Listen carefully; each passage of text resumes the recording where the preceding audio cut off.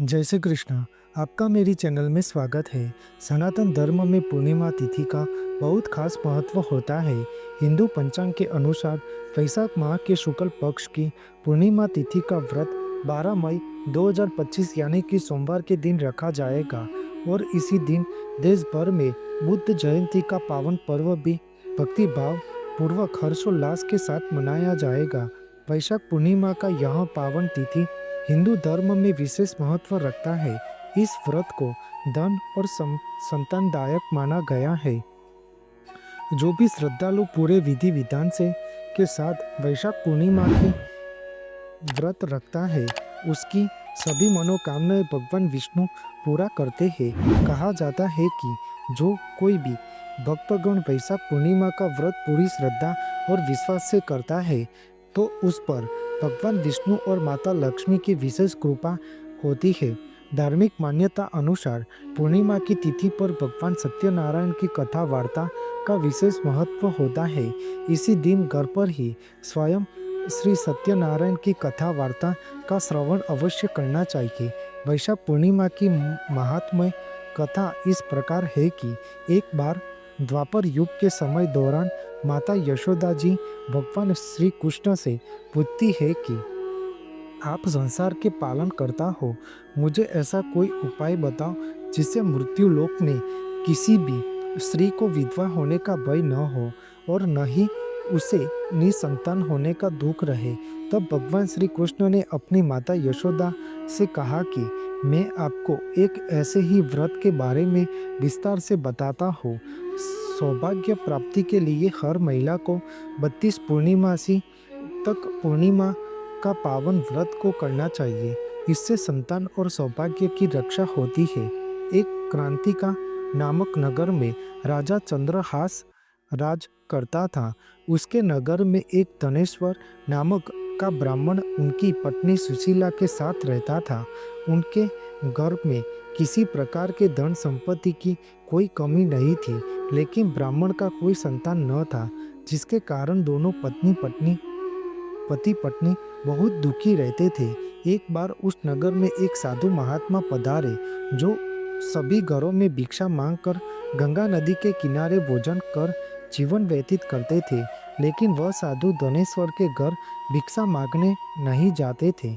यह देखकर सुशीला और धनेश्वर बहुत दुखी हुए और जाकर उस साधु महात्मा से पूछा कि आप सभी घरों में भिक्षा लेते हो, लेकिन हमारे घर क्यों नहीं?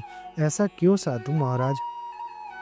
तब साधु ने कहा कि तुम निसंतान हो और ऐसे घर में भिक्षा लेना पतितों के अन्न के समान होता है। मैं पाप का भागीदार नहीं बनना चाहता, इसलिए तुम्हारे घर से भिक्षा नहीं लेता हूँ। यह सुनकर धनेश्वर बहुत दुखी हो जाता है और साधु से पूछता है कि ऐसा कोई उपाय बताइए जिससे मुझे भी संतान सुख की प्राप्ति हो।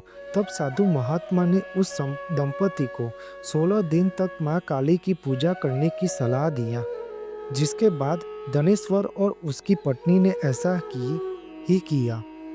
दंपति के आराधना से प्रसन्न होकर माँ काली प्रकट हुई और सुशीला को गर्भवती होने का वरदान दिया और कहा कि प्रत्येक पूर्णिमा को दीपक जलाए। ऐसे ही सभी पूर्णिमा को दीपक की संख्या बढ़ाती जाना जब तक 32 दीपक न हो जाए। माता के आशीर्वाद के फल स्वरूप सुशीला गर्भवती हुई। काली माता के कहे अनुसार वह दीपक जलाती रही। माँ काली की कृपा और आशीर्वाद से दंपति के घर एक पुत्र ने जन्म लिया, जिसका नाम धनेश्वर और सुशीला ने देवदास रखा। देवदास जब बड़ा हुआ तो धनेश्वर ने उसे विद्या ग्रहण करने के लिए काशी भेजा। काशी में देवदास के साथ एक अजीब दुर्घटना घटी, जिसके कारण धोखे से देवदास का विवाह हो गया। जब देवदास ने बताया कि वह अल्पायु में है, फिर भी उसका विवाह जबरदस्ती करवा दिया गया। कुछ समय बाद जब काल देवदास के प्राण लेने आया तो काल देवदास का प्राण नहीं ले पाया।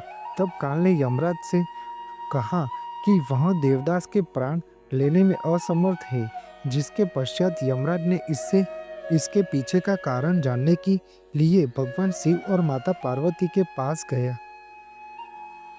तब माँ पार्वती ने माता काली के वरदान के वृतांत को सुनाया और कहा कि ब्राह्मण दंपति ने पूर्णिमा का व्रत रखा था, इसलिए काल देवदास का कुछ बिगाड़ नहीं पाया।